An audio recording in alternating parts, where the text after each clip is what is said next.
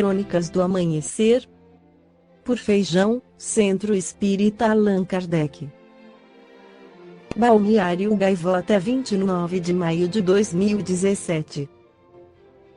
Entenda o jogo da baleia azul e os riscos envolvidos. Um sinistro jogo viral tem causado alarme no mundo todo. É o jogo da baleia azul, disputado pelas redes sociais, que propõe desafios macabros aos adolescentes, como bater fotos assistindo a filmes de terror, automutilar-se, ficar doente, na etapa final, cometer suicídio. Aparentemente o fenômeno começou na Rússia, mas está se espalhando inclusive no Brasil, como sugerem o caso da jovem de 16 anos morta no Mato Grosso e uma investigação policial em andamento na Paraíba. Na Rússia, em 2015, uma jovem de 15 anos se jogou do alto de um edifício. Dias depois, uma adolescente de 14 anos se atirou na frente de um trem. Depois de investigar a causa destes e outros suicídios cometidos por jovens, a polícia ligou os fatos a um grupo que participava de um desafio com 50 missões, sendo a última delas acabar com a própria vida. A preocupação aumentou ano passado, quando fontes diversas chegaram a divulgar, sem confirmação, 130 suicídios supostamente vinculados a comunidades online identificadas como grupos da morte. Tudo na internet se espalha muito rápido, mesmo as coisas mais inacreditáveis. Neste caso não é diferente. O fenômeno ganhou visibilidade e vem se alastrando pelo mundo. Em alguns países, como Inglaterra, França e Romênia, as escolas têm feito alertas às famílias, depois que adolescentes apareceram com cortes nos braços, queimaduras e outros sinais de mutilação. Jogos com apelos de riscos letais têm virado moda entre os adolescentes. Um exemplo é o jogo da asfixia, que gerou vítimas no Brasil.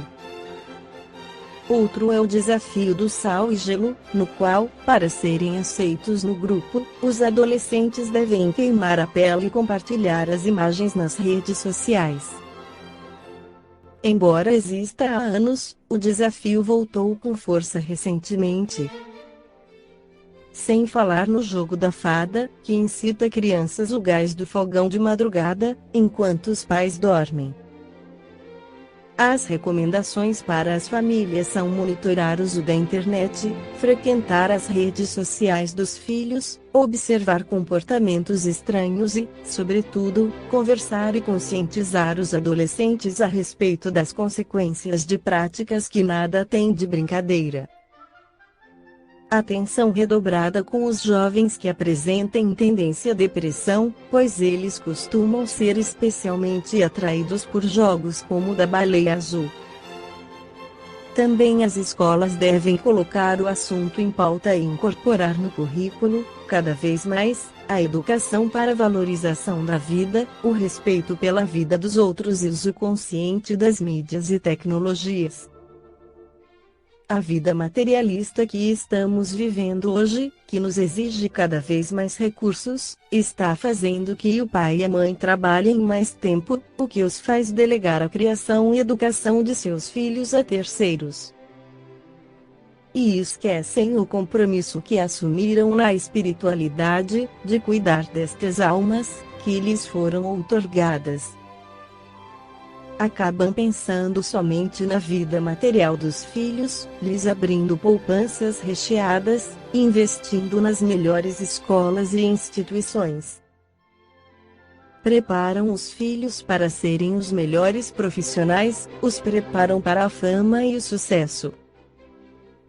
E esquecem de prepará-los para o principal, que é a educação moral e espiritual, preparando-os para a vida real em nosso mundo cruel, um mundo onde se depararão constantemente com as decepções e os fracassos, preparando-os para serem fortes e corajosos para enfrentar as dificuldades nos momentos decisivos da vida, preparando-os para quando não estiverem mais ao seu lado, onde ninguém mais vai passar a mão em suas cabeças. e protegê-los, para estarem prontos para aguentar firmes as dores que certamente chegarão. A educação moral lhes mostrará o verdadeiro caminho, para serem pessoas boas e simples, e os ajudará com coragem a trilhar o caminho reto do bem. Sem educação moral e espiritual, vemos hoje toda a espécie de suicídios, loucuras, assassinatos, jovens perdidos nas drogas e na criminalidade. Muitos por culpa dos pais, que não os prepararam para o mundo das desilusões, e que, no primeiro tombo da vida, despreparados para aguentar a pressão e sem forças para se levantar, se desviam e acabam se autodestruindo. Conforme nos aponta Emmanuel pela psicografia de Francisco Cândido Xavier. Caminho, verdade e vida. A juventude pode ser comparada à esperançosa saída de um barco para viagem importante. A infância foi a preparação, a velhice será a chegada ao porto. Todas as fases requisitam as lições dos marinheiros experientes, aprendendo-se a organizar e a terminar a viagem com o êxito desejável. A juventude representa a fase importante para o desenvolvimento do espírito. Enquanto ser reencarnante em processo de aprimoramento, o jovem trilha caminhos que o convidam, continuamente, ao autoconhecimento e à escolha de atitudes alinhadas aos seus objetivos e ideais, comprometendo-se com uma opção mais consciente de vida.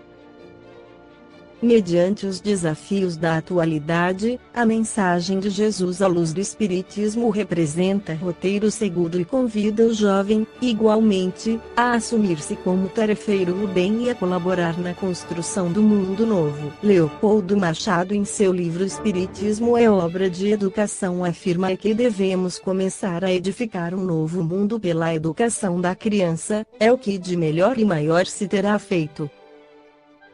Teremos assim contribuído maravilhosamente para o verdadeiro desenvolvimento e domínio da doutrina.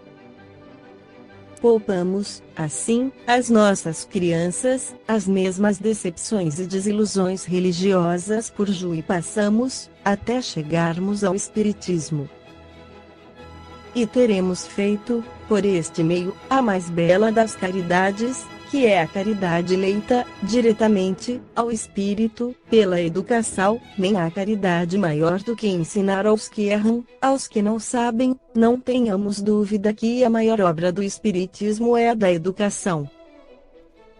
É a obra educacional através de todos os seus aspectos. Educação, que implique o conhecimento necessário da doutrina, visto como ninguém pode professar, lógica e racionalmente, uma doutrina sonhá-la bem. Educação no sentido de pautar nossos olhos aos ensinamentos da doutrina que nos orienta. Educação capaz de respeitar e tolerar todos os que seguem e praticar a outras doutrinas, todos os que, dentro de nossa doutrina, não pensam e não sentem como nós.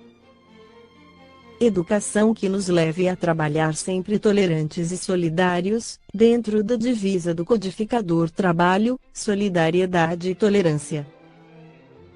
Esta foi a crônica do amanhecer de 29 de maio, por Feijão.